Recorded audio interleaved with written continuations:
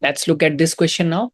The sum of first 20 terms of an arithmetic progression is equal to the sum of next 10 terms, that is from 21 to 30 of the same arithmetic progression. If all the terms in AP are natural numbers, then which of the following can be 10th term of the AP? So sum of first 20 is equal to the sum of next 10 terms.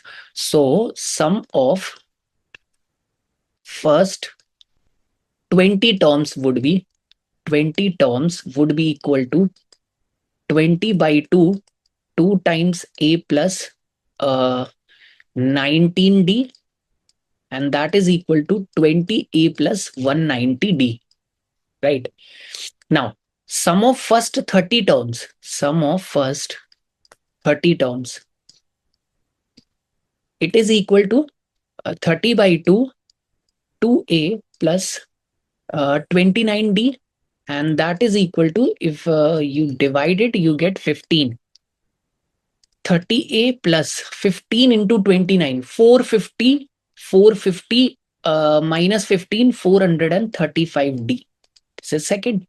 Now, sum of next 10 terms. So sum of terms from 21 to 30 would be equal to 30A plus 435D minus 20A minus 190D, right? If I take the difference, I get the sum of terms from 21 to 30, and that would be equal to 10 times A. 435 minus 200 is 235, plus 10 would be 245. That is 245D, correct? And this should be equal to this value. It is given. This should be equal to 20A plus 190D. Right?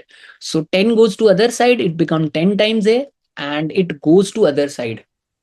So 190, 245. 245 minus 190 is 10 plus 45, 55D. So we got the ratio for A and D. So A by D is equal to 5, 11 times 5, 2 times. A is a multiple of 11, D is a multiple of 2. Okay, so we need to find the value of 10th term, right? So T10th would be equal to A plus 9D, and that is 11, let's say, I'm assuming it X, 11X plus 9 times D. So 9 into T is 9 into 2 is 18, 18X, correct? Because these are in the ratio 11:2, and that would be equal to 29X. So let's look at the options now. 10 term would be a multiple of 29. 56 is not a multiple of 29. 58 is a multiple of 29. 60, 62 cannot be my answer. So correct answer has to be 58. That is option B.